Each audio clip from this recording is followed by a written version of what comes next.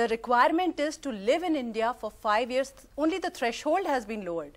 You have to live legally in India for 5 years before you can even be eligible to apply for citizenship. So that makes a big difference. Secondly, Article 14 contemplates equal treatment of equals.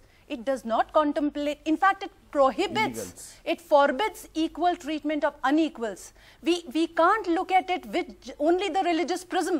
We have to understand that, you know, these are not citizens of our country that we are dealing with. If they are illegal immigrants, illegal migrants, they have to be deported somewhere.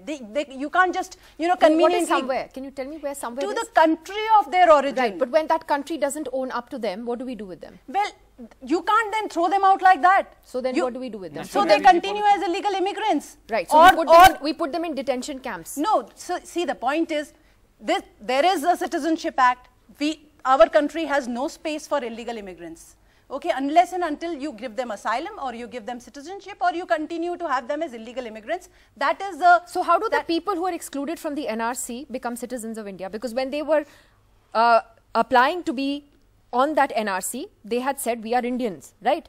Now to be part of the Citizenship Amendment Bill, you have to actually say you're a foreigner. So how is that going to work? So they will have to say that they have been legally in India for 5 years. They will have to prove how is it if you are illegal, if you're already declared an illegal, if you're not on the NRC, you're not on the list, that means you have prima facie been declared illegal. So how do you become legal?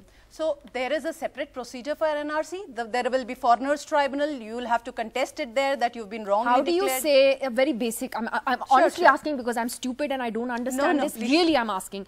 How do people who have said that they are Indians and therefore please put us on the NRC turn around tomorrow and say we are not Indians, we came from Bangladesh, Afghanistan or Pakistan and we need citizenship because we were religiously persecuted? How is this going to work? So Nidhi, you can't change stands like that. It will be put to you that you are changing stands like that. That is why I said you have to be living in India legally for 5 years to even be eligible to apply here. So isn't it irresponsible then, Pragya Tiwari, for BJP leaders to make that claim, especially in Assam, that the CAB is actually going to help people who are not part of the NRC? Nidhi, I made that point straight off when I was making my first comment, and there are two other things that I want to quickly comment on because a lot has been said. One thing, with due respect, you know, one thing that is making my skin crawl is hearing these repeated assurances, like Sir said, that we are not going to touch Muslims who came here before 1947. Number one, I don't know what meaning these assurances have, given where they are coming from in the context of NRC, how it's played out in Assam,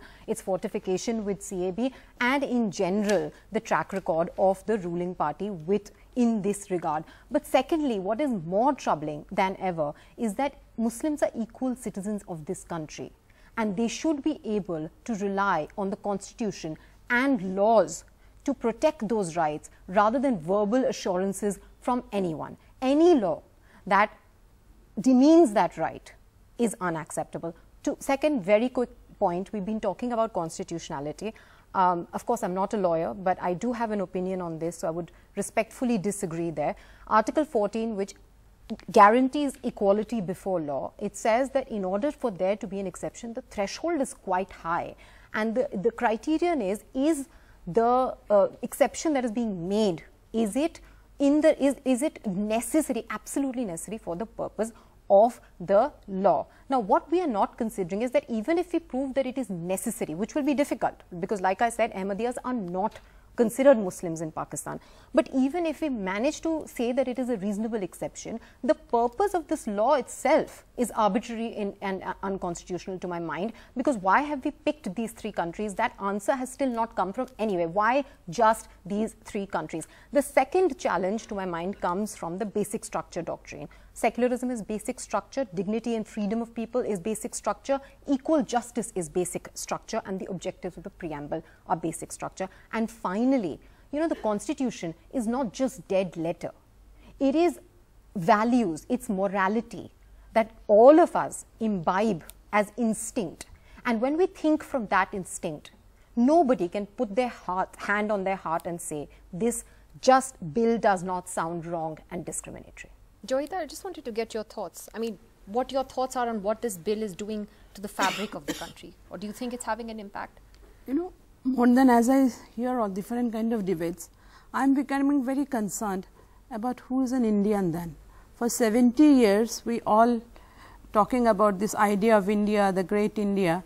But what happens? Now everybody is debating like Northeast is for Northeasterner, but if the whole India comes up with this kind of ethnicity and identity debate, what happens to the idea of India today?